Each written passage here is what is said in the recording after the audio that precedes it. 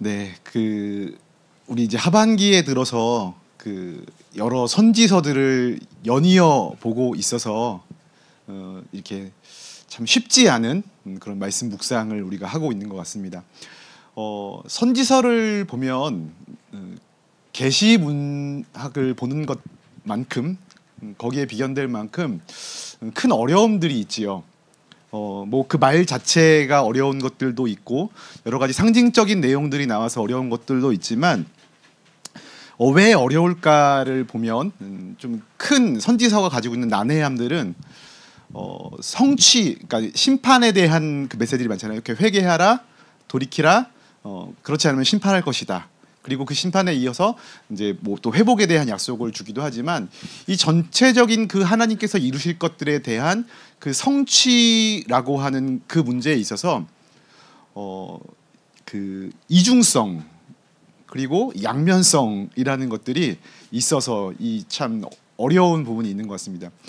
그 성취의 이중성이라는 말 혹시 들어보셨나요? 제가 이렇게 한번 불러보는데 중첩이라는 개념인데 지금 이 시대를 살아가고 있는 우리는 그 일들의 성취가 신약 시대, 즉 예수님께서 이 땅 가운데 오시는 그 초림의 사건으로 인하여 완성되었다는 것, 그리고 어떤 사건들은, 어떠한 예언들은 최종적으로 예수님께서 재림하여서 이 땅의 모든 역사가 종말되어지는 그 시점에 완성되어질 것이라는 것, 이렇게 초림과 재림이라고 하는 그 예언을, 그 성취를 우리는 이렇게 그래도 이 시대에는 이렇게 갈라볼 수 있잖아요. 예수님이 우리 앞에 계시고 재림은 우리 뒤에 있으니까. 근데 이 구약의 선지서들을 바라봄에 있어서 이 선지자들의 예언의 내용들을 바라보면 그것이 이렇게 미래를 쭉 바라보고 있는 그 시점에서 보면 초림과 재림이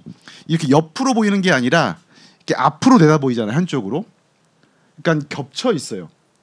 겹쳐 있기 때문에 어떻게 보면 선지자들 자신도 하나님께서 약속하신 그것들이 초림의 때에 완성되어지는 것인지 재림의 때에 완성되어지는 것인지에 대해서 오늘날 우리가 바라보는 것 이상으로 그것을 이해하는데 어려움을 겪었을 겁니다.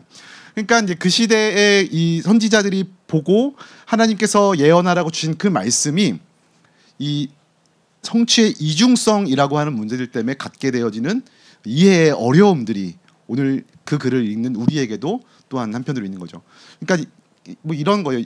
쭉 읽다 보면 심판하신다라는 이 내용들, 뭐 이것이 언제 있을 것인가, 이 문제. 그러니까 이것이 여전히 오늘날에도 해석학적으로도 많은 논란들이 있죠. 그래서 어떤 사람들은 선지자들이 이야기한 것 혹은 계시록의 어떤 계시문학에서 이야기한 그것들이 어떤 사건을 말한다라고 하면서 그 시점을 연결시키려고 하는 시도들이 어떻게 보면 이러한 그 성취의 이중성 때문에, 계시의 이중성 때문에 일어나는 어려움인 겁니다.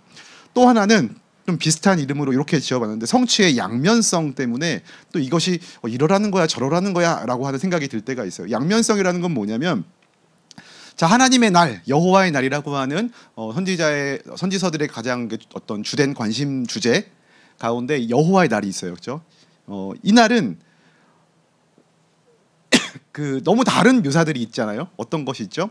하나님의 어떤 진노의 날인 것 같은 이미지가 있고, 한편으로는 하나님께서 그들을 또 회복시키시는 굉장히 하나님의 사랑과 공의가 이루어지는 그런 날들, 어떤 보응의 날인가 신원의 날인가 심판의 날인가 회복의 날인가 하는 그런 어떤 이 양면성들을 가지고 있기 때문에 그 여호와의 날을 두려워해야 되는 건가 아니면 갈망하며 기다려야 하는 건가, 선지서를 쭉 읽다 보면 어떤 순간에는 그 여호와의 날을 어떻게 사용하는가가 크고 두려운 날이라는 언급과 함께 또 굉장히 기대하고 소망하고 간절히 바라는 날이기도 하죠.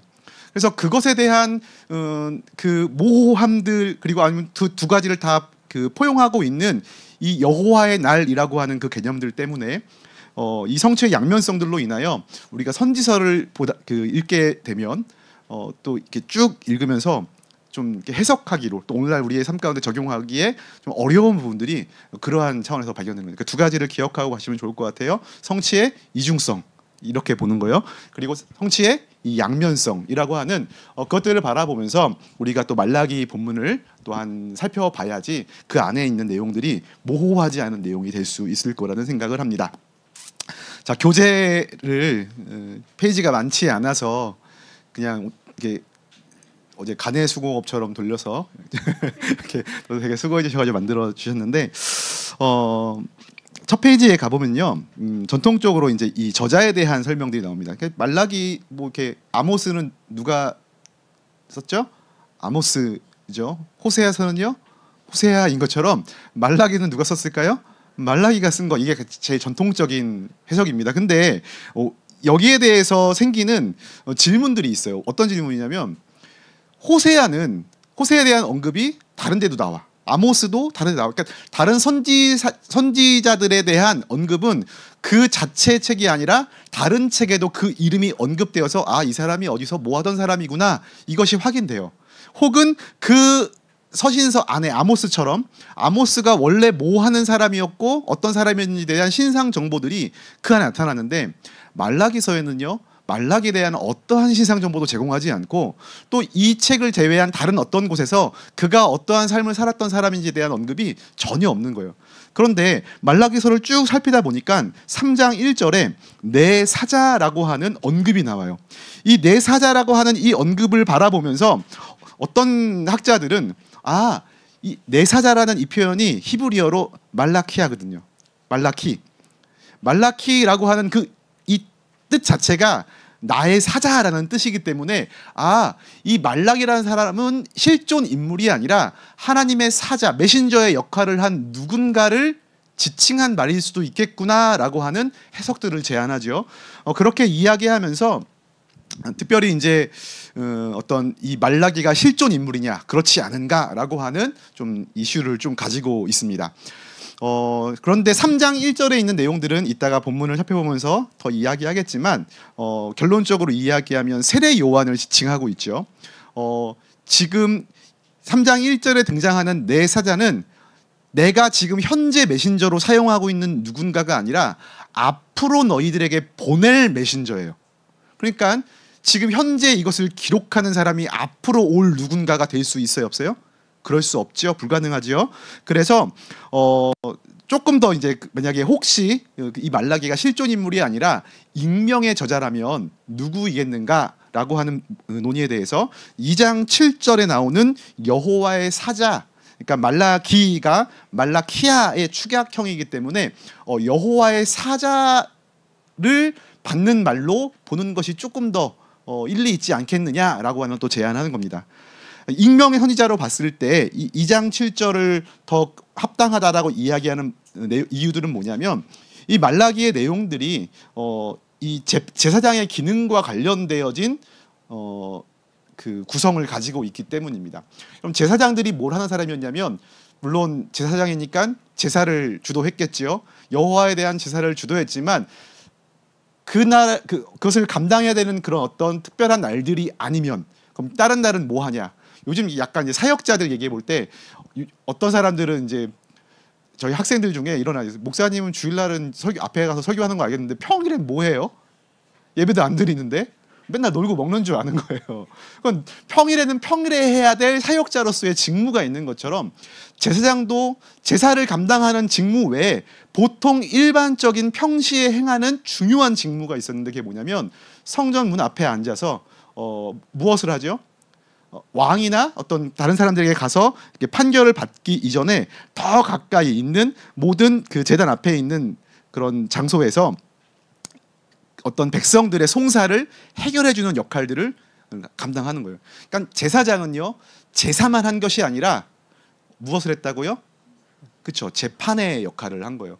사사기에서도 보면 우리 어렸을 때 그런 거 있잖아요. 사사 그러면은 뭔가 그 이스라엘 백성들이 힘든 환난 가운데 있을 때 등장하여서 악당들을 몰아내고 우리나라 백성들을 구해내는 어떤 영웅, 히어로의 이미지가 강하지만 이 사사라고 하는 이름 자체에 드러나는 것처럼 저지잖아요. 그러니까 재판장이라는 이름이잖아요.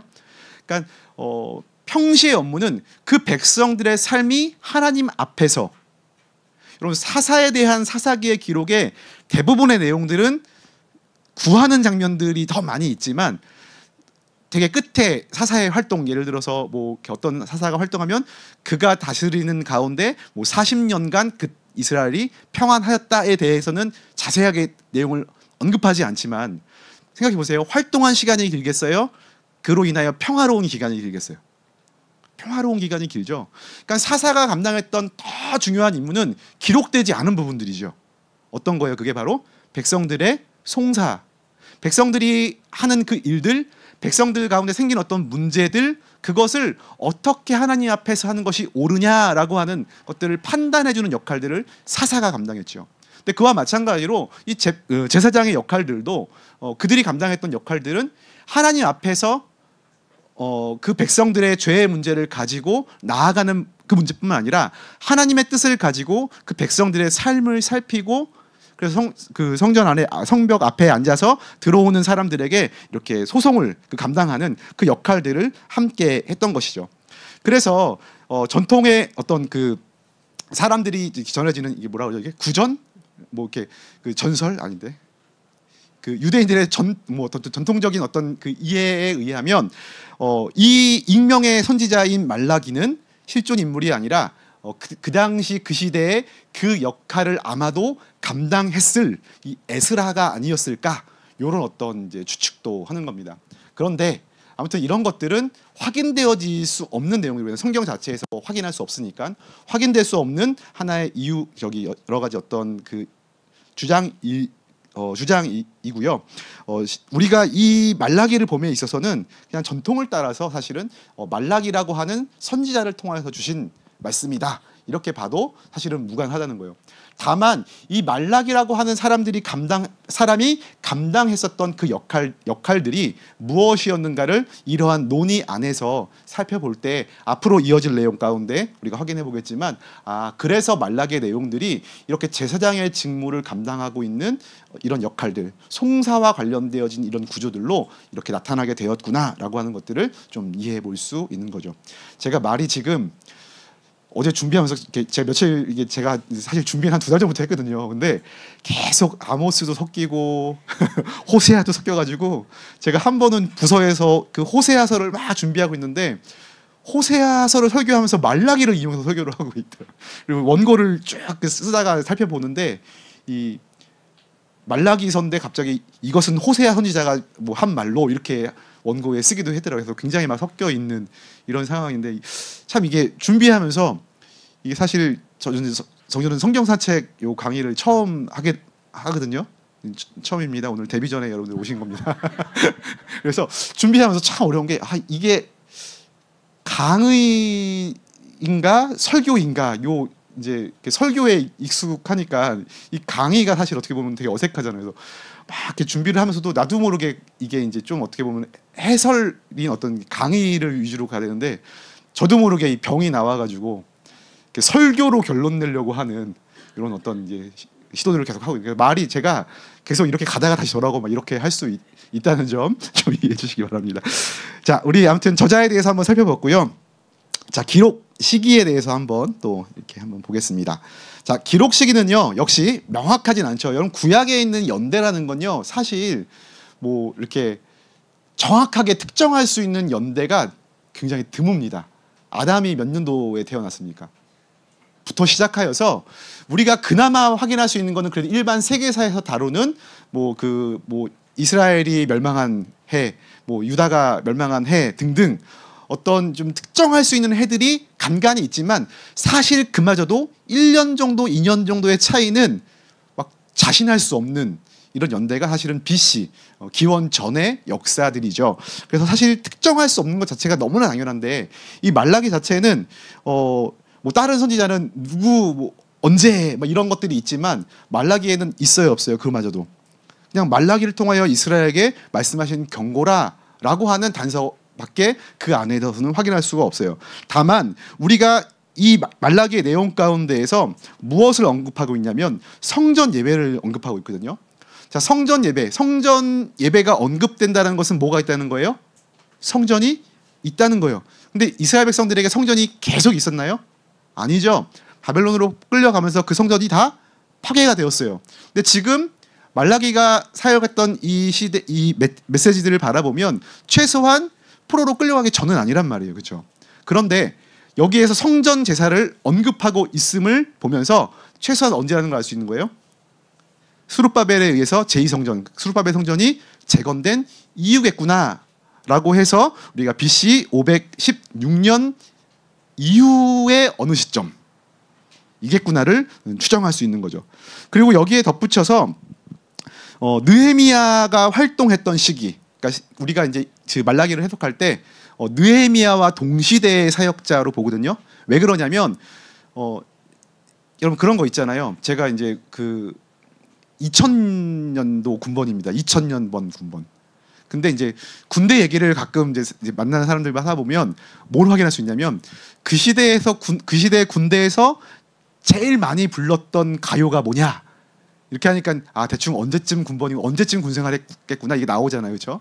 아마 우리가 시간이 좀 흘러서 어느 순간 우리가 이야기할 때 지금 2024년의 역사에 대해서 회자하고 있는 이 시대의 이슈들이 있잖아요. 그렇죠? 뭐 어떤 탄핵의 이슈에 대해서 이야기하고 어떤 이 시대의 어떤 이슈들을 이야기한다면 그 이슈의 내용들을 통해서 거꾸로 언젠가 먼 훗날에는 그 시대를 특정해 볼 수 있겠죠. 그런데 지금 말라기 선지자가 관심 갖고 있는 그 시대의 이슈가 뭐냐면 느헤미야가 관심 갖고 설교했던 그 이슈와 동일한 거예요. 그래서 또 거기 그것을 근거로 하여서 느헤미야와 어떤 그 동시대에 사역했던 것이 아니겠는가를 제안하죠. 그런데 또 1장 8절 말씀 보면요. 그럼 성경책 다 있으십니까? 네, 훌륭하십니다. 자, 1장 8절에 보면 누가 나와요?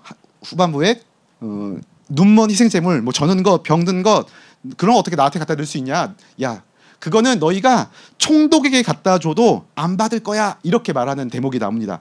여기서 말하는 총독은 페르시아 총독이죠. 근데 느헤미야가 페르시아 총독으로서 이 땅 가운데에서 활동했던 시기가 있죠. 네, 제가 그냥 물어보는 게 아니라 여기 이제 표를 드리는 겁니다. 자, 넘겨보시면 이 페이지에 간추린 연대표가 나와요. 자, 요걸 먼저 볼게요. 자, 중요한 연도에는 제가 굵은 글씨로 표현했는데 좀 보이시나요? 538년 1차 포로기한. 제가 이제 예전에 이거 공부하고 외울 때 1차 포로기한 성전 이렇게 외웠었는데 1차 포로기한은 그들이 귀환해서 한 일이 뭐냐면 성전을 세운 일이었죠. 스룹바벨을 중심으로 해서. 자, 458년에 2차 포로기한 때는 에스라를 중심으로 해서 귀환한 그 백성들이 성벽을 재건하는 일들을 합니다.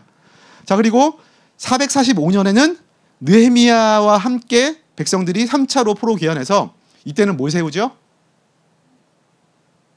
제가 공부할 때 이렇게 했어요. 1차 성전, 2차 성벽, 3차 마음 이렇게 외웠었거든요. 1차는 성전을 재건하였다면 2차는 성벽을 재건했어요. 3차는 느헤미야를 통해서 그 백성들의 무너졌던 그 마음들이 성벽만 무너진 게 아니고 성전만 무너진 게 아니라 그 백성들의 마음이 무너져 있었잖아요. 근데 그 마음을 재건하는 일에 느헤미야가 관심을 가졌던 거예요. 근데 말라기가 가지고 있는 관심은 뭐냐면 성벽이 아니고 성전이 아니고 포로로 끌려갔다가 귀환한 그 백성들의 마음이 무너져 있음을 살피며 그 백성들의 무너진 마음을 어떻게 다시 재건할 수 있을 것인가에 대한 관심이었거든요. 그래서 이 느헤미야와의 시대, 그래서 하는데 이 느헤미야와 함께 귀환했던 이 시기를 근거로 하여서 아마 이 느헤미야가 총독으로 있었던 기간은 아닐 것이다. 그게 445년부터 443년인데, 자, 516년 이후 느헤미야와 겹치는 기간 중에 느헤미야가 총독으로 있었던 기간은 아닌 그 기간. 그러니까 결론이 어디예요? 432년에서 425년 사이에 있는 어떤 기간에 이 말라기 선지자가 활동을 했을 것이다. 이렇게 그 기록 시기를 산정합니다. 그럼 단순하게 언제, 몇 년도, 연도를 외우는 것이 사실 그렇게 중요하지 않다 그랬어요. 왜냐하면 연도가 정확하지 않거든요. 뭐가 중요하다고요? 그러한 시대적 맥락을 갖고 와서 이 말라기를 읽는 것이 중요한 겁니다. 자, 그러니까 자연스럽게 나오는 것이 뭐냐면 이 말라기가 기록하고 있는 내용의 주된 독자가 누구이냐라고 하는 문제로 연결이 되죠. 누굽니까? 포로로 귀환하여 성전도 세워졌고 성벽도 세워졌고 그러나 여전히 마음이 무너져 있는 포로 후기의 이스라엘 백성들을 향하여 기록된 말씀이구나. 여러분, 그래서 기록 목적 이제 이어서 바로 자연스럽게 좀 연결이 괜찮았죠? 이어가는 겁니다.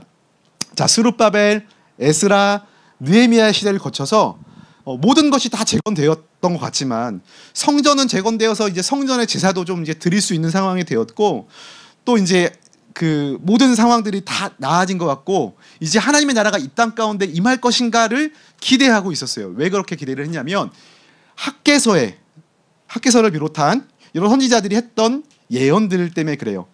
여러분 쭉 종이를 넘기든지 아니면 성경책을 피셔가지고 학개서 2장 6절부터 7절까지 강의 한 10페이지에도 제가 본문을 좀 인용해놨는데 자, 학개서 2장 6절부터 7절 말씀을 한번 같이 읽어보겠습니다. 자, 시작. 만군의 여호와가 이같이 말하노라. 조금 있으면 내가 하늘과 땅과 바다와 육지를 진동시킬 것이요 또한 모든 나라를 진동시킬 것이며 모든 나라의 보배가 내가 이 성전의 영광이 충만하게 하리라. 만군의 여호와의 말이니라. 아멘. 자, 여러분 지금 학개 선지자가 예언한 대로라면 여호와의 성전이 재건되어지는 일이 있은 후에 이제 어떠한 일이 있어야 되는 거예요? 이스라엘 가운데 하나님의 영광이 다시 충만케 회복되어져야 하는 일들이 있는 거예요. 자, 그런데 성전이 회복되었어요. 그러고 시간이 흘러가고 있어요. 그런데 그들의 눈에는 어떠한 영광도 발견되지 않는 거예요. 여전히 그들의 삶은 비참하고요. 여전히 그들은 비록 포로에서 귀환했다고는 하지만 누구의 영향력 아래에 있어요? 바벨론의 영향력 아래에 처해져 있고요. 그러니까 지금 그들의 마음 가운데에는 정말 하나님이 약속한 그 일들이 이루어지긴 하는 거야? 하나님께서 약속하셨던 그 일들이 안 이루어지는 거 아니야? 하면서 뭔가 이렇게 불안한 마음들이 싹트기 시작한 것이죠. 여러분 그 불안한 마음이 거기에서 그치지 않고 불신앙으로 이어집니다. 에이, 안 이루어지나 보다. 성전이 회복된다 그러면 영광이 회복되어져야 되는데 하나님의 영광이 회복되지 않을 것인가 보다. 그러면서 그것을 약속하신 하나님 그 자체에 대한 의심을 하고 하나님 자체에 대한 부정을 하기 시작합니다. 그래서 이따 본문 안에도 확인해 볼 수 있겠지만 공의의 하나님이 과연 어디에 계신가? 라고 하는 말들 하지만 사실 이게 더 정확한 의미로 얘기하자면 하나님 안 계시네. 하나님 안 계시네. 이 말이에요. 오늘날 우리가 이 땅에서도 그런 말들을 많이 하잖아요. 이 땅에 정의가 발견되지 않을 때, 이 땅에 정의가 상실됐다고 느꼈을 때 우리가 가장 많이 하는 말들, 신은 존재하지 않는가 보다. 과연 하나님이 어디 계십니까? 라고 하는 질문은 어디 계세요? 라고 물어보는 게 아니라 안 계신 것 같다는 거예요.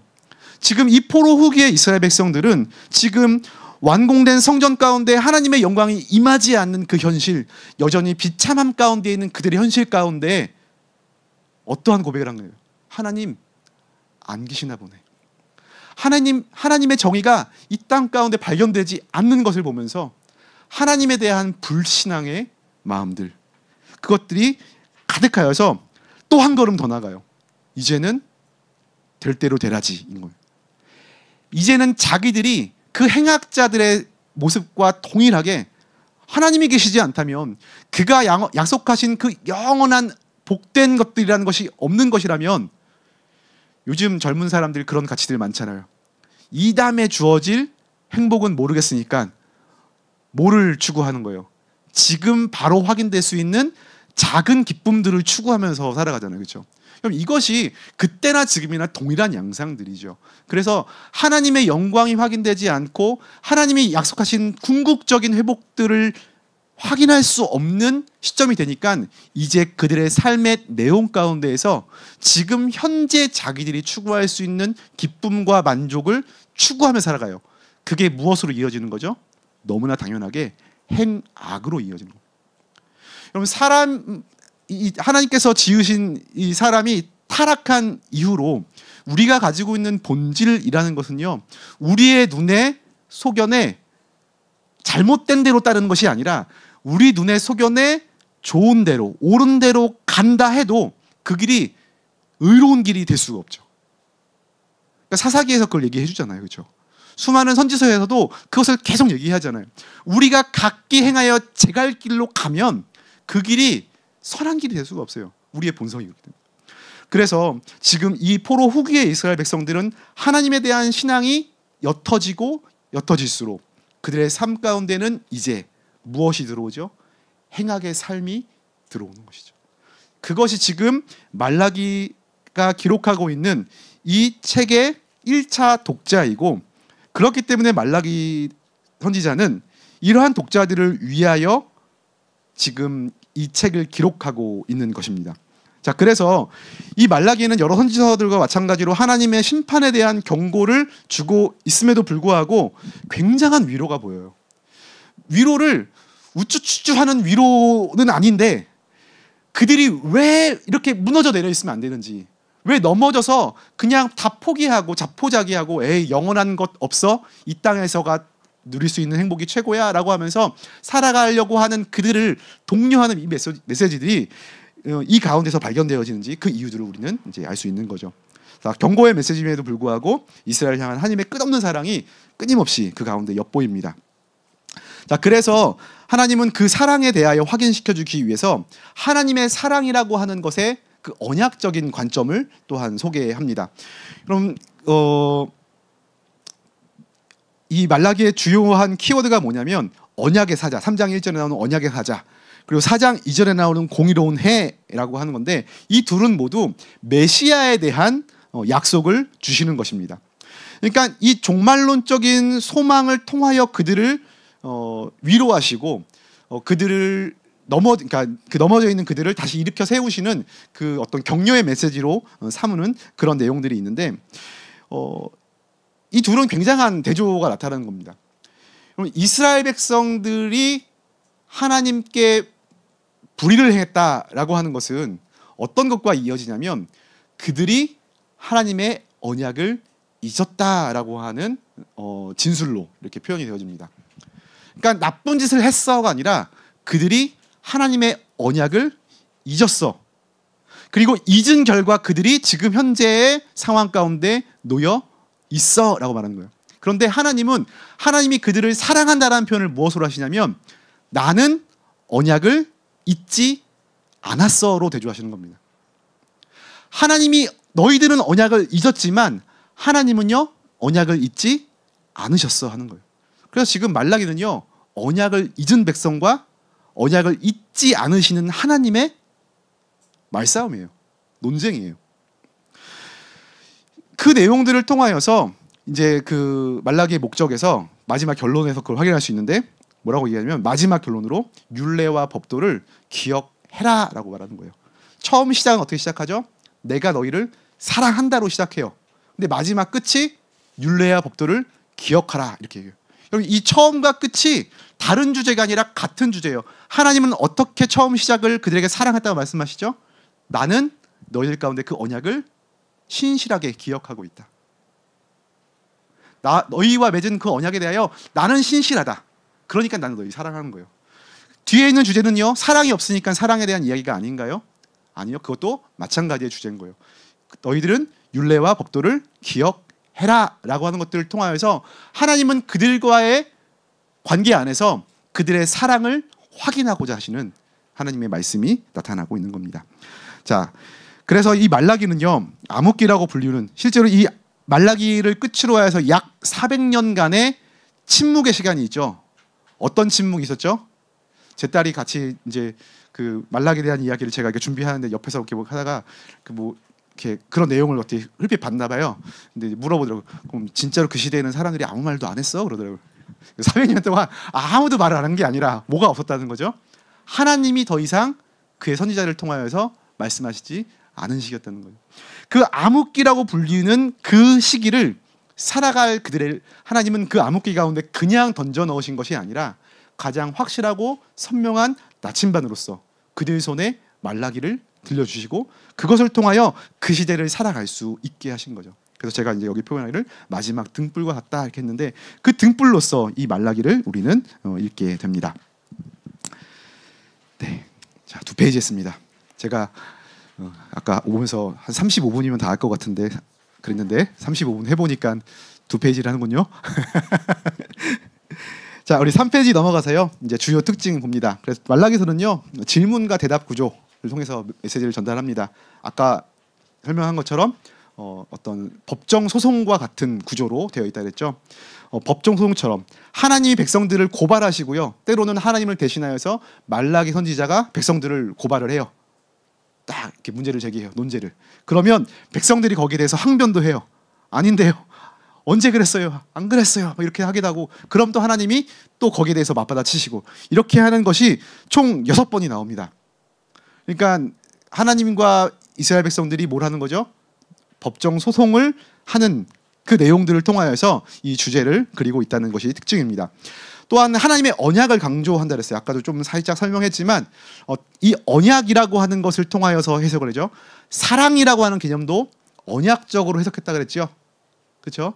언약을 기억하는 것이 사랑이고 언약을 잊은 것이 그 사랑을 배반하는 것이죠. 그렇죠? 그리고 또한 마찬가지로 언약을 죄를 짓는 모습도 나쁜 짓 했어 하는 어떤 율법적이거나 아니면 윤리적인 문제를 가지고서 죄라고 이야기하는 것이 아니라 그 죄를 명명하기를 어떻게 하냐면 언약을 깨트렸어 라고 표현합니다. 그러니까 지금 말라기가 가지고 있는 되게 중요한 관점이 뭐냐면 언약이라고 하는 관점이다 라고 하는 것도 이 말라기서의 특징입니다. 자, 말라기서는 언약을 기억하시는 하나님의 사랑 그리고 언약을 기억하지 못하며 하나님의 사랑을 저버린 백성들 그 둘의 싸움이고 그 가운데 이제 말라기가 이제 일종의 변호사가 아니라 검사 쪽이죠. 검사 쪽 발언 하면서 그것을 이끌어 나가고 있습니다. 누가 이길까요? 스포를 하는 겁니다. 자, 구조는요. 그래서 살펴보시는 것처럼 1절에는 이제 시작하는 말이 나오고요. 이제 본론 6개의 논쟁 그리고 마지막 결론에서 최종적인 하나님의 어떤 결론들을 확인할 수 있는 구조로 이렇게 되어 있습니다. 제가 처음에 보면 이렇게 샵 해시태그죠. 해시태그로 되어 있는 하나님의 사랑 요 부분들을 이렇게 주기로 했는데 좀 더 이게 하나님의 사랑 그러면 논쟁이라는 느낌이 조금 안 들잖아요, 그렇죠? 그래서 또 특별히 말라기를 보면서 이제 제가 기대하기로는 그 시대의 말씀이 아니라 오늘 우리에게 주시는 말씀으로 봤을 때 이렇게 좀 정리된 문장으로 가지고 있으면 우리가 오늘 이 주제를 이 본문을 오늘 우리의 삶 가운데에 적용할 때 좀 더 구체적인 질문이 될 수 있지 않을까 하는 생각으로 이렇게 좀 차례를 이렇게 배치를 해봤습니다. 첫 번째 논쟁이 뭡니까? 과연 하나님이 이스라엘을 사랑하십니까? 그럼 여기에 동일하게 우리는 어떻게 해볼 수 있겠어요? 이 말씀을 묵상하면서 과연 하나님은 오늘 우리를 사랑하시는가에 대한 것들을 생각해 볼 수 있겠죠. 두 번째 논쟁, 이스라엘은 하나님께 참된 제사를 드리고 있는가? 어떻게 해볼 수 있겠어요? 네, 그런 식으로 보시면 되는 겁니다. 그러니까 이 이슈들은 그 논쟁을 통하여 그들 하나님과 그 백성들의 싸움에 그치지 않고 오늘날 우리도 우리의 삶 가운데 여전히 하나님께 던지는 주된 질문 가운데 하나이고 또한 그 가운데 주신 하나님의 답변을 확인할 수 있는 본문이기도 한 것이죠. 그래서 뭐 6번 같은 건 이런 거잖아요. 과연 하나님을 섬기는 것이 유익한가? 오늘날 이거 정말 많은 질문이잖아요. 교회 나오면 뭐 밥이 나오냐 떡이 나오냐 뭐 그러는데 우리가 하는 답변이 교회 가면 밥 주거든요. 이런 어떤 좀 이렇게 가난한 답변일 수 없잖아요. 뭐가 좋은지 하나님을 섬기는 것이 왜 유익한지에 대한 답변들을 우리는 말라기 묵상을 통해서 확보할 수 있게 되는 것이고 어떻게 돌아갈 것인가 뭐 이런 문제들 돌아간다는 것이 무엇일까 이런 문제들도 오늘도 우리는 또 말씀 안에서 확인할 수 있는 겁니다. 정의의 하나님 어디 계신가? 하나님이 계시지 않다라고 생각되어지는 이 시대를 살아가면서 그럼에도 불구하고 우리가 하나님을 계시다라는 고백들을 어떻게 할 수 있게 되는 것인가 여기에 대한 답변들을 우리는 확보하게 되는 겁니다. 차례를 보면 내용이 기대가 돼야 되는데 기대가 되십니까? 네, 감사합니다. 네, 조금 더 하고 자 우리 4페이지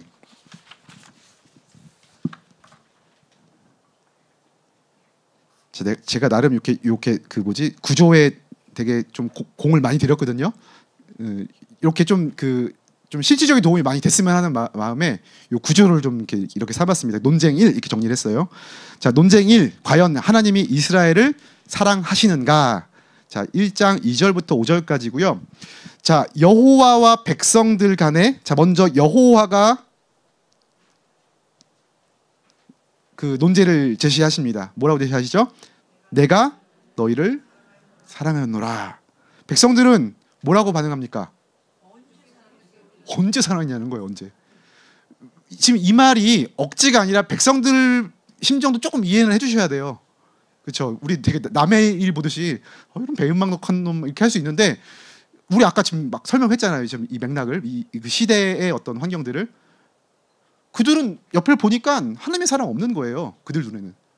그렇죠? 우리 조금 공감을 해주는 거죠. 어디에 사랑이 있습니까? 우리 어딜 봐서 지금 이게 하나님 사랑받는 곳입니까? 하나님 어떻게 해요? 이게 어딜 봐서요? 이렇게 항변하고 있는 거예요. 근데 하나님이 그 선언을 해서 그 하시는 말씀이 뭐냐면 이 언약적인 내용들을 끄집어내시는 거죠. 그러니까 지금 이스라엘 백성들이 확인하고 싶었던 하나님의 사랑에 대한 증거는 어디에 있냐면 자신들의 현실에 있어요. 우리 주변을 둘러보니까 하나님의 사랑의 증거가 있는가? 근데 하나님은 자신의 사랑을 증명하시기 위하여 뭘 끄냐면 그가 주셨던 언약을 소환하십니다. 자, 그러면서 이야기하는 게 뭐냐면 에서는 야곱의 형이 아니냐? 그런데 내가 야곱을 사랑했고 에서는 미워했다 말씀하십니다. 이게 좀 잘 이해 못하면 야곱을 사랑했으니까 야곱의 후손인 이스라엘 백성 사랑한다는 거구나라고 하는 좀 1차원적인 이해를 할 수 있는데 이것은 더 정확하게 말하면 어떤 이슈냐면 선택에 대한 이슈예요. 선택. 그럼 그 리브가가 그 뱃속에 아이가 있을 때 하나님이 예언하시죠. 어떻게 해요? 내 태중에 두 민족이 있구나. 근데 누가 작은 자가 어떤 자를 큰 자를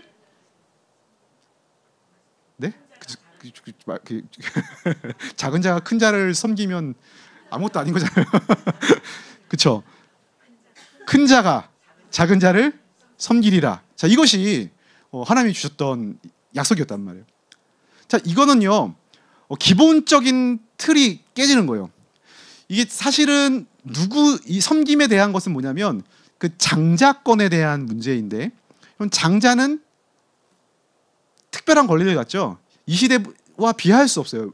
장자는 그 아버지의 모든 것을 받습니다. 지금은 아버지 유산, 상속 이런 문제 하면 공평하잖아요. 그죠? 그쵸? n분의 1이죠. 근데 그 시대는요 철저하게 장자 위주 승계인 거예요.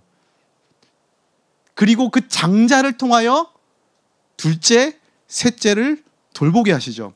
장자를 통해 나머지 식솔들이 돌봄을 받는 것이 그 시대의 어떤 질서입니다. 자, 그 장자권이 어마어마한 거죠. 근데 장자권이 당연한 그 문화 안에서 장자로 태어난 에서가 아니라 야곱이 그 장자권을 누리게 되어 있는 건요. 우리는 뭐 그냥 이렇게 항상 우리는 성경 볼 때 남의 일처럼 보니까 둘째가 더 이렇게 둘째가 장자권을 행세하게 되었나 보다 이렇게 하지만 이거 사실은 되게 뒤집히는 일인 거거든요. 뭔가 당연한 것이 당연하지 않은 거예요. 당연하지 않은 것에서 우리는 어떠한 단어를 떠올릴 수 있냐면 의도라는 것을 발견합니다. 의도? 당연하지 않은 거죠. 자연스럽게 흘러가지 않는 뭔가 이상한 일이 일어나면 거기에는 분명히 누군가의 의도가 개입된 거잖아요. 그래서 우리는 지금 야곱이 그 태중에서 하나님께 선택받는 그 부분을 하나님의 의도를 확인할 수 있는 순간을 봐야 되는데 첫째가 선택해지는 것에서는 의도를 확인할 수 있어요? 없어요? 없지요. 둘째가 확인되어지는 그 과정을 통해서만이 하나님의 의도를 확인할 수 있는 것인데 그 의도가 무엇이라는 거예요? 하나님이 그를 더 사랑하셨다는 거예요. 그러니까 지금 이 말을 어떻게 치환할 수 있는 거냐면 선택이라는 말 대신에 사랑했다는 말을 그리고 선택하지 않았다라는 말을 치환하여 미워했다라는 말로 보는 거죠. 그래서 지금 하나님께서 야곱을 태중에 선택하신 이 이슈를 그들에게 끄집어내심으로 인하여서 하나님은 봐라, 너희들 처음부터 너희 민족의 모든 그 근간부터 어떻게 시작된 줄 아니? 그거는 나의 선택으로 시작한 거야. 그 말이 뭐예요? 그건 나의 사랑이야.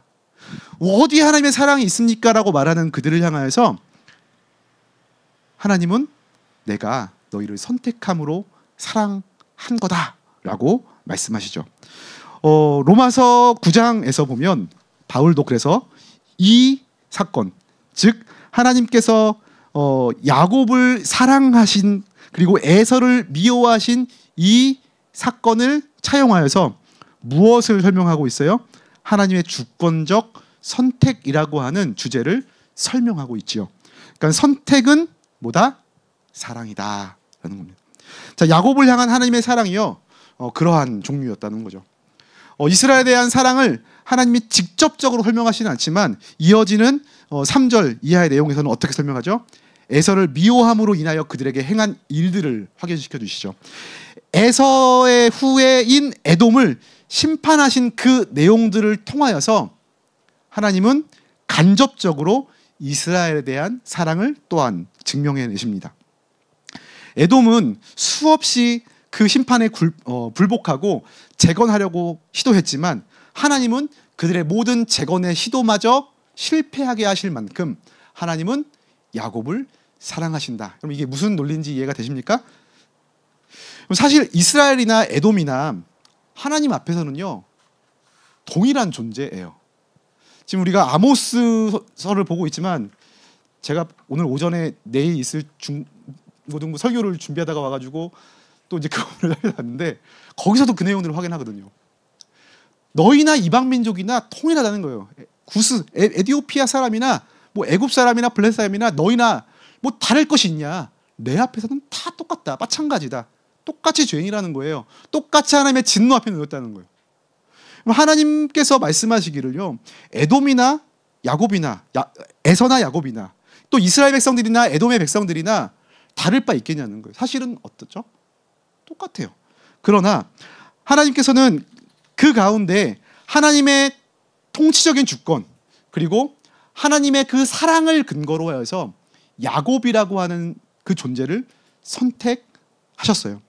그러니까 지금 이 말씀하신 이 내용들은 역사의 모든 상황 가운데에서 제가 좀 이제 그 4페이지 아래쪽에 쭉 설명해놨는데 뭐 이렇게 여러 절차들에 의해서 이 철저하게 파괴되어지는 이 에돔의 내용들을 통하여서 하나님은 야곱을 향한 그 사랑을 다 똑같은데 그 야곱에 대한 그 사랑을 하나님은 에돔을 향한 심판을 통하여서 거 봐라, 왜 이렇게 되었겠냐라고 말씀하시는 거죠. 그러면 이 일들을 통하여 결국은 어떠한 결론이 있기를 기대하심으로 1장 5절에 너희가 이 모든 일들을 눈으로 보면서 무엇을 사랑하는 거예요?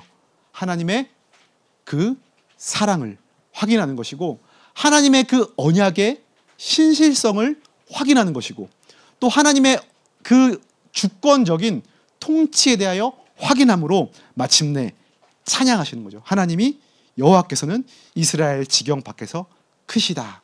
하나님이 그 일을 위하여 행하시고 그 일을 통하여 백성들은 하나님의 사랑을 확인하게 될 것이다 라고 하는 겁니다. 자, 처음 싸움에서 누가 이겼습니까? 마지막 싸움과 계속 이기세요. 여호와께서, 하나님께서는 그렇게 논쟁을 하나님의 사랑을 이렇게 확인하시고 마침내 그렇게 할 것이다 라고 하면서 끝내십니다. 자, 적용 질문은 좀 도움을 드리고 싶어서 넣은 거니까 참고하시면 좋을 것 같고요. 자, 두 번째 논쟁 같이 읽겠습니다. 두 번째 논쟁 5페이지입니다. 시작. 이스라엘은 하나님께 참된 제사를 드리고 있는가? 자, 요것도 제가 이제 이렇게 뽑아낸 이슈인데요. 자, 처음 하나님의 이 논제 제기는 이렇게 시작됩니다. 내 이름을 멸시하는 제사장들아. 자, 지칭을 하고 있지만 그 내용이 이미 담겨져 있죠. 지칭 안에서. 그냥 제사장이 아니라 내 이름을 멸시하는 제사장들아 라고 하는 그들을 부르시는 것 안에 그 제사장들을 향하여 무엇을 고발하고 계세요? 제사장들아, 너희는 내 이름을 멸시하고 있구나라고 말하는 거예요. 제사장들이 어떻게 반응합니까? 우리가 어떻게 주의 이름을 멸시했습니까? 라고 반론합니다. 우리가 어떻게 주를 더럽게 했습니까? 라고 하면서 계속해서 반론을 제시하고 있습니다. 이 압달락에서 하나님의 사랑을 멸시했었던 이스라엘 백성들은 이제 부정한 예배로 하나님의 이름을 멸시하고 있었습니다. 특히 그 모든 일의 책임 누구에게 있다는 거예요? 제사장에게 있다는 겁니다.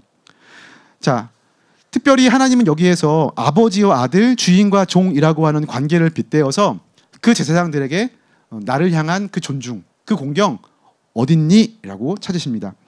그러나 그들은 뻔뻔하게 반응하지요. 왜 뻔뻔하다고 말하냐면 그들의 행동은 어떤 행동이었기 때문에 그렇습니까? 하나님의 제단을 더럽히고 있으면서도 우리는 하나님의 이름 멸시 안 했다라고 얘기하는 거예요. 요즘 저희 아이가 사춘기가 좀 시작되었는지 큰아이가 이제 중딩이거든요. 이제 곧 중2가 됩니다. 기대가 되는데 자식이 요즘은요 아빠가 집에 와도 내다보지를 않는 거예요. 그런 시기가 오는 거죠, 그렇죠? 이상한 일 아니죠? 다 과정입니까? 내다보지 않는 거예요. 그럼 제가 이제 세상이 거꾸로 돌아가야 되니까 제가 이제 아들의 방문을 친히 열고 들어가 아들에게 공손히 인사하죠. 다녀왔다고. 다녀왔습니다. 이렇게 인사하면 그제서야 이어폰을 끼고서 있다가 딱 빼고서 오셨어요. 이렇게 합니다. 이렇게. 꼭 저음이 되더라고요. 이렇게. 오셨어요. 이 아이를 향하여서 좀 이렇게 그래, 사춘기인가 보다 이해하는 순간들도 제법 많이 있어요. 근데 어느 순간은 좀 괘씸한 순간들이 있잖아요. 그러면은 너 이렇게 버릇이 없어 이렇게 혼낼 때가 있어요. 그럼 이 자식이 굉장히 뻔뻔한 반응을 합니다. 어떤 반응을 하죠? 그쵸, 뭐요? 제가 언제요? 이러고. 내가 언제 아빠에게 버릇없는 행동을 했냐는 거예요. 자기가 생각할 때는 어떠한 적극적인 주도적인 행위, 즉 아빠의 물건을 갖다 뒤엎었거나 아니면 뭐 아빠를 세게 때렸다거나 뭐 이런 어떤 적극적인 행동을 취하지 않았으니까 그냥 자기는 평소에 하던 대로 했는데 이게 왜 아빠에 대한 버릇 없음이냐, 좀 억울해하는 표정을 나타나잖아요. 이 표정에 질 때가 있더라고요. 백성들은요, 이 제사장들에게는 어쩌면 그들이 이미 하고 있는 그 일들이 이미 그들에게는 일상적인 일이지 않았나 싶어요. 이미 해왔던 거예요. 이미 당연히 그렇게 했던 거예요.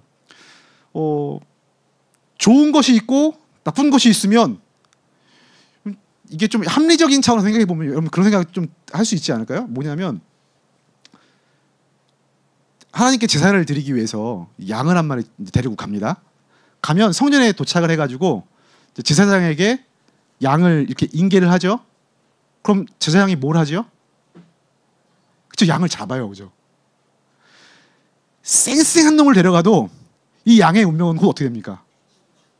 죽어요, 그렇죠? 다리를 저는 놈을 데려가던 안 저는 놈을 데려가던 어차피 얘는 곧 못 걸어요, 그죠? 그러니까 이게 좀 그 합리적인 것을 가지고 생각을 해보자면 기왕 드릴 거 굉장히 사실 똑똑한 거 아닙니까?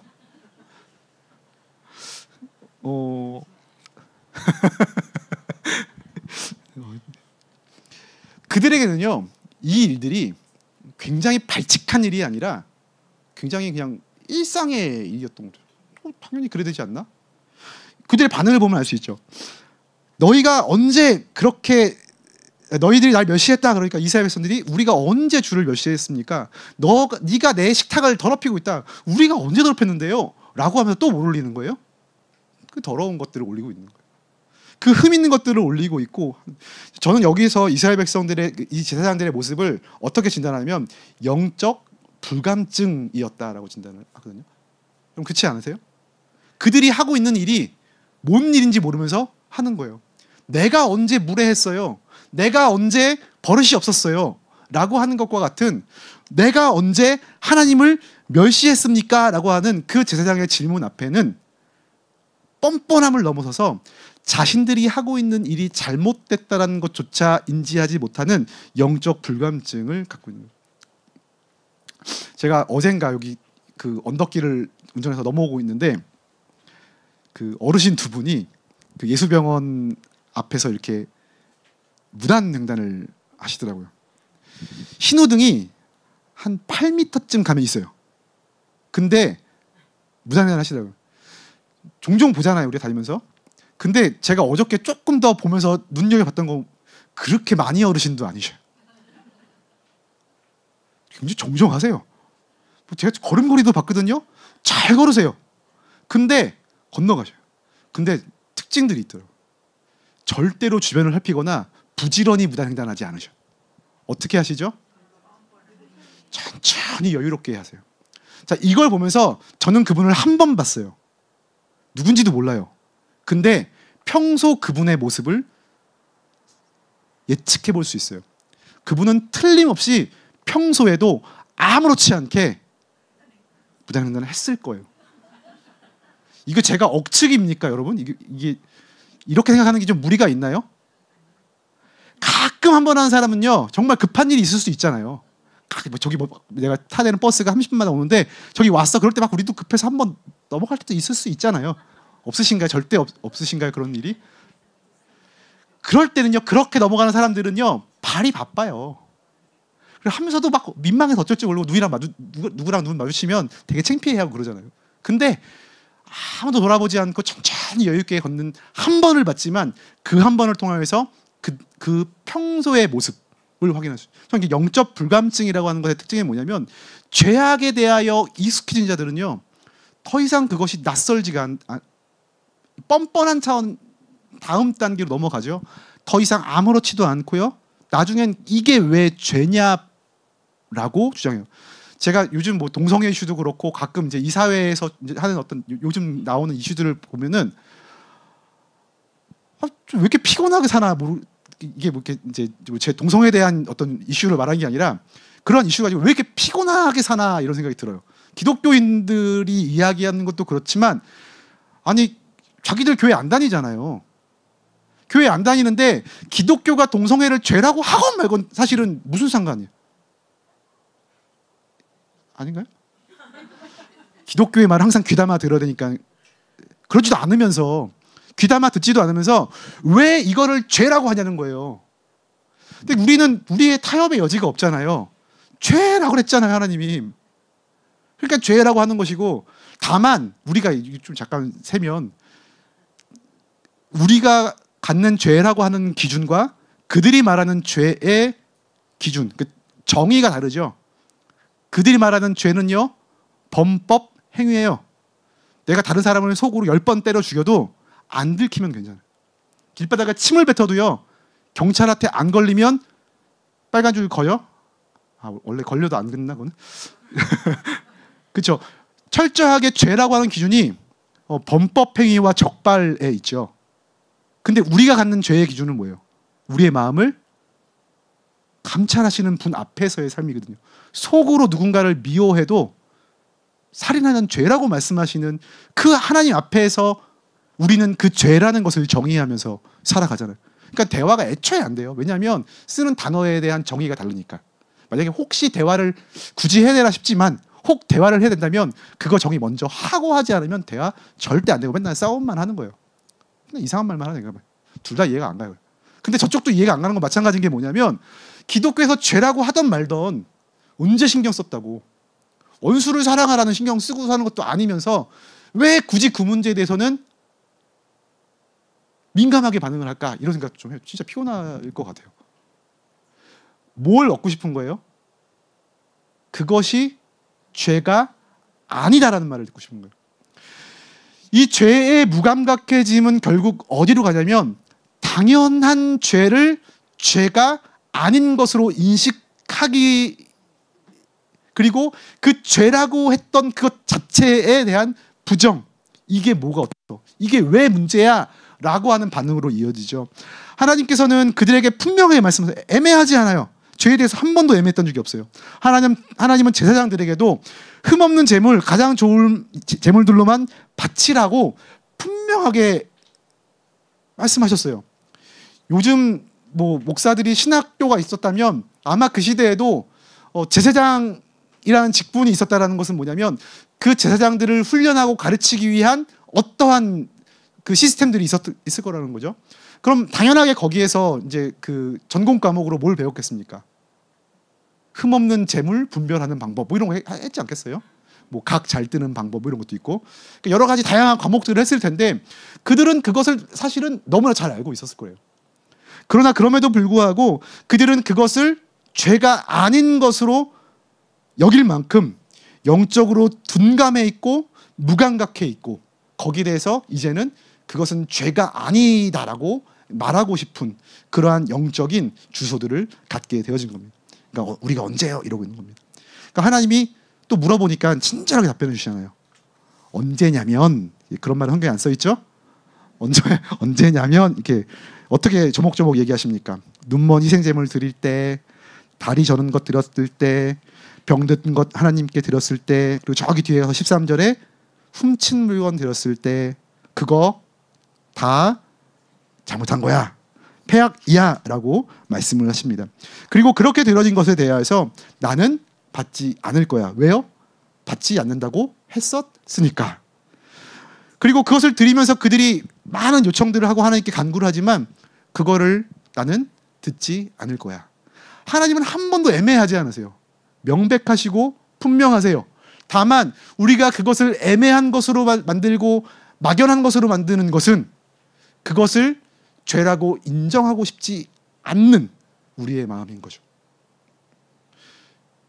여러분 우리 하나님의 말씀을 볼 때마다 사실은 우리의 마음은 굉장히 불편해야 됩니다. 하나님의 마음을 보면 우리의 마음이 굉장히 불편해서 어쩔 줄 몰라야 되는 것 아닙니까? 근데요 우리는 하나님의 말씀을 보면서도 불편하고 싶지 않아 하려고 하는 우리를 보호하고자 하는 본능들이 있는 것 같아요. 그래서 좀 너무 에스프레소 같으면 좀 물을 많이 타가지고 연한 커피를 만들어 먹는 것처럼 하나님의 말씀, 하나님의 율법, 하나님의 분명한 그 명령들에 대하여서 희미한 것으로 만들어버려요. 실제로 그것을 우리의 삶에 적용하는 단계까지 가면 정말 너무나도 희미해져 있거나 아니면 더 이상 그것이 우리의 삶을 바꿀 수 없는 하나님의 말씀이 되어 버리죠. 그래서 하나님의 말씀을 묵상하지만 오늘 우리의 삶 가운데 그것을 살아낼 때 영향력이 없어요. 하나님은 애매하지 않게 얘기했는데 우리의 삶이 애매해져 버려요. 하나님은 강렬하게 말씀하시는데 우리의 삶은 이 세상 가운데서 아무런 힘도 갖지 못하는 삶이 되어버려요. 계속 물을 타는 거죠. 하나님의 그 계명에 대하여 하나님의 율법에 대하여 제사장들은 그렇게 물 타고 또 물을 타서 이제는 그게 원래 어떤 맛이었던 것인지조차 헤아릴 수 없을 만한 지경에 이른 겁니다. 하나님이 받지 않은 제사를 드리면서도 하나님 앞에 그들은 아무런 문제가 없다고 생각합니다. 오늘 우리의 삶 가운데에도 제가 또 설교를 하려고 그러네. 네, 그렇게 그런 부분들을 우리도 오늘 우리의 삶 가운데 묵상해야 되는 것이죠. 자, 하나님이 급기야 어떻게 하십니까? 그런 제사 없었으면 좋겠다. 그 제사를 드리는 성전 문 닫았으면 좋겠다. 혐오지요. 하나님이 거기에 대하여 증오하시고 혐오하시는 겁니다. 이스라엘이 드리는 제사를 폐하시고 없애버렸으면 좋겠다라고 말씀하시는 겁니다.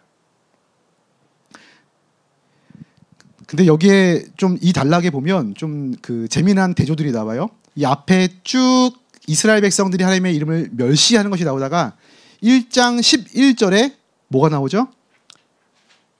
1장 11절의 마지막 부분에 보면 내 이름이 이방 민족 중에 크게 될 것이다 라고 하고, 그러니까 하나님의 이름이 이스라엘 백성 가운데 멸시되는 것에 이어서 이방 백성들 가운데에는 크게 될 것이다 라고 하는 말씀을 하시고요.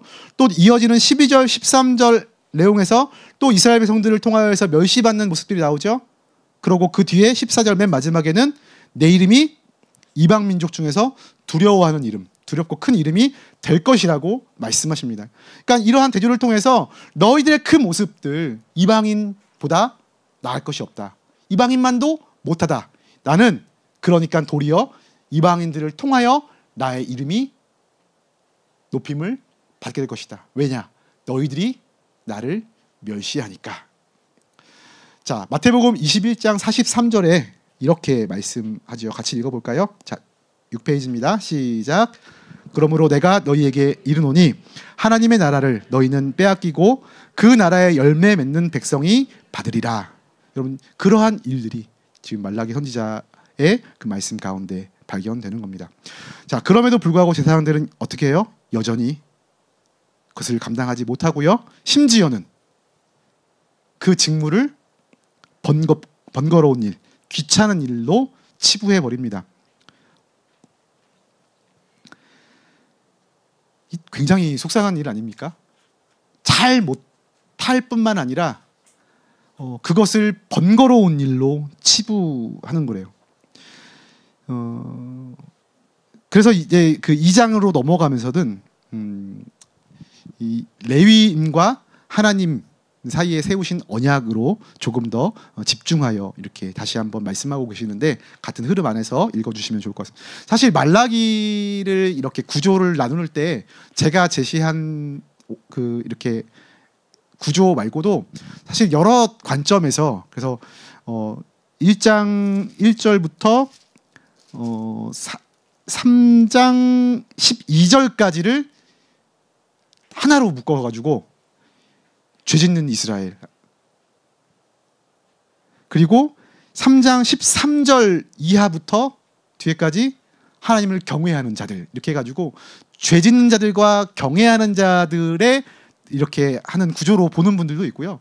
뭐 여러 가지 있습니다. 이렇게 뭐 여러 개의 책을 봐도 다 다양한데 저는 제가 지금 오늘 이렇게 준비해온 내용들은 이게 지금 두 번째 그 논쟁 안에 있는 한 부분으로 이 본문을 같이 보는 것을 제안합니다.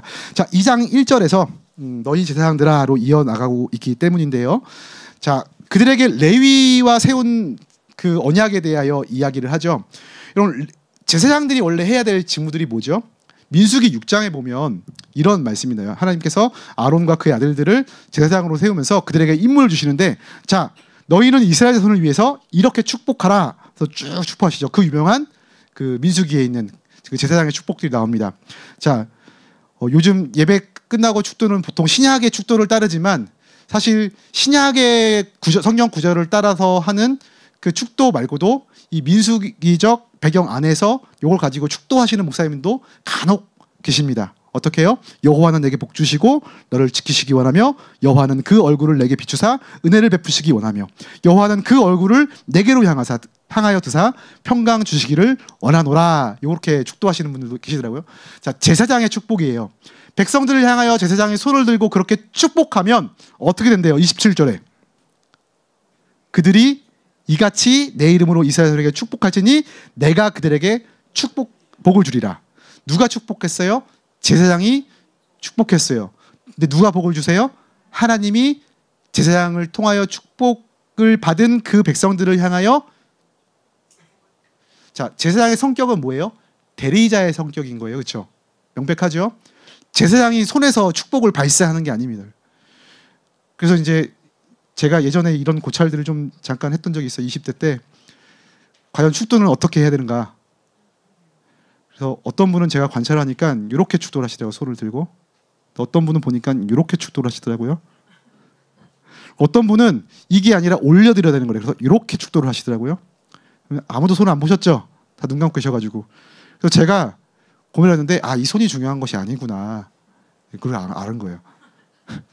가끔 저한테 여기 당신은 왜 손 안 들고 저는 축도할 때 손 안 들고 그냥 이렇게 하거든요. 너는 왜 손을 안 들고 하냐 그래가지고 이 손이 안 중요하다는 거를 저는 이제 그 이야기를 좀 하고, 뭐 별 중요한 문제는 아니니까요. 자, 아무튼 이렇게 손을 들고 하나님께 복을 올리면 축복을 하면 하나님을 대신하여 축복을 하면 아마 요 민수기를 가지고 있을 때 제사장의 축복은 이렇게 했을 가능성이 높아요. 그렇죠? 백성들을 향하여 누구를 대신하여? 하나님을 대신하여.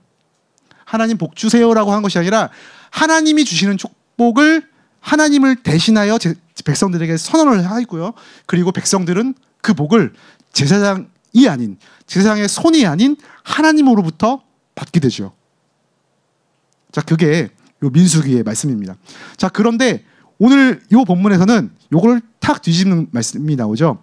너희 2장 2절에 내가 너희에게 저주를 내려 너희 복을 저주하리라, 이 말씀이에요.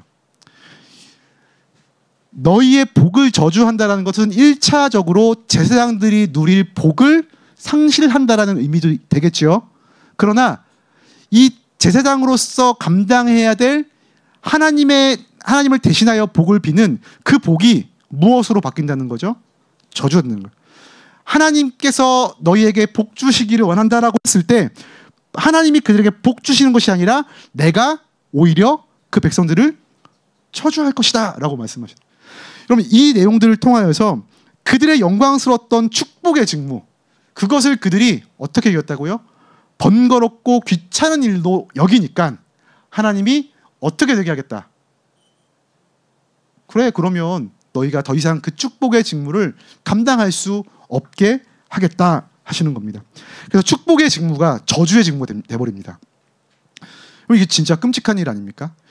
이 제사장이 나오는 것에 대해서는 우리가 사실 적용하면서 해석할 때 두 가지 관점에서 분명히 다 해야 됩니다. 그러니까 역할이나 이런 것들로 봤을 때는 때로는 사역자로서 적용하면 어울리는 부분들이 있어요. 그렇죠? 어떤 그러니까 제사장들에게 너희의 책임이 크다 이렇게 말씀하실 때는 사역자들이 먼저 그것을 적용하면서, 물론 오늘날의 사역자들은 제사장의 직분을 가진 자가 아니죠.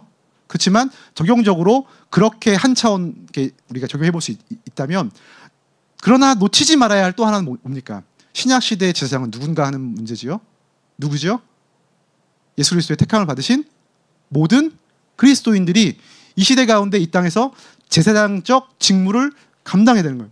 여러분, 여러분의 삶을 통하여서, 제가 자꾸 설교를 하려고 해요 지금 또 삶을 통하여 얼마나 다른 사람들에게 그 복을 빌어주는 그 직무를 감당하고 있냐는 거예요.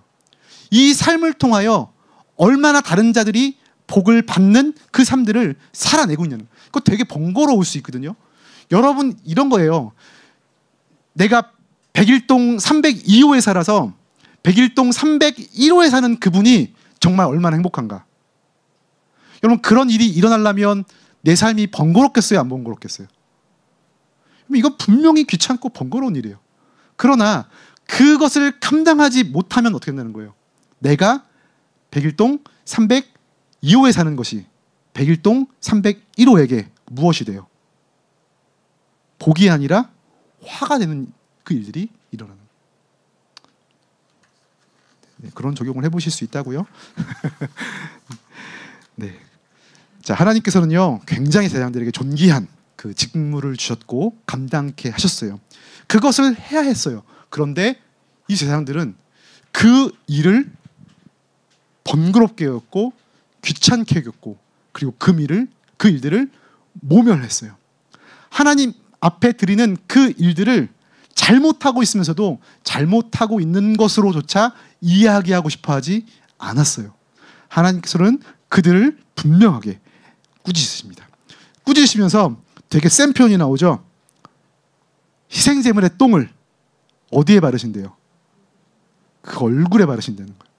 여러분, 이 아까 이제 제사장 아마 과목 중에 그런 과목이 있었을 건데, 그 양 잘 잡는 법 이런 거 있었을 거란 말이죠. 어떻게 잡냐면 핵심은 이거예요. 피를 쫙 빼는 거죠. 이렇게 갈라가지고. 그래서 이 양의 사지를 잘 칼로 이렇게 해가지고 그 끝에서부터 피가 남김없이 다 빠질 수 있도록 하는 것이고, 또 하나가 뭐냐면 그 재물이 더러워지지 않도록 그 안에 있는 더러운 것들을 제거하는 거예요. 뭐 내장이나 뭐 똥 이런 것들을 싹 제거해서 이렇게 하는 그런 어떤 방법들을 열심히 배웠겠죠. 그러니까 애초에 이 제사장들이 희생제사를 하나님 앞에 올려드릴 때 이 똥은 그 안으로, 제단 안으로 들어갈 수가 있어요, 없어요? 없단 말이죠. 그리고 그것을 버리는 곳에 대한 그 지명도 있죠. 분문이라고 하는 명칭 들어보셨습니까? 분문. 예루살렘 성벽에 있는 문 중에 분문이 있어요. 이게 되게 예쁘게 한자를 써가지고 좀 이렇게 이 충돌을 완화시켜 준 거지. 번역하면 뭐예요? 똥 문자잖아요. 똥문이에요. 똥문. 뭐 하는 문이에요? 그러니까 그 똥을 갖다 버리는 문이고 그 문으로 다른 사람 오고 가고 싶겠어요? 안 가고 싶겠어요? 그것조차도 싫지요. 그러니까 특별히 구별했어요. 무엇을 위해서? 똥을 위하여. 그것은 버리는 문이고 치우는 문이고 그것을 제거하는 거예요. 그러니까 이스라엘 백성들, 이 제사장들 앞에 하나님이 그의 얼굴에 똥을 바르시겠다라고 하는 건 뭐냐면 마땅히 버려야 할 똥과 함께 그 제사장 그를 아마 그 분문으로 갖다 내다 버리겠다 이런 말씀 아니겠습니까? 그래서 하나님께서는 지금 하나님의 이름을 멸시한 그 죄값으로 그 제사장들을 멸시하되 철저하게 갖다가 똥과 함께 내다가 버릴 만큼 그렇게 멸시하실 것이라고 말씀합니다. 우리 잠깐 쉬었다 할까요?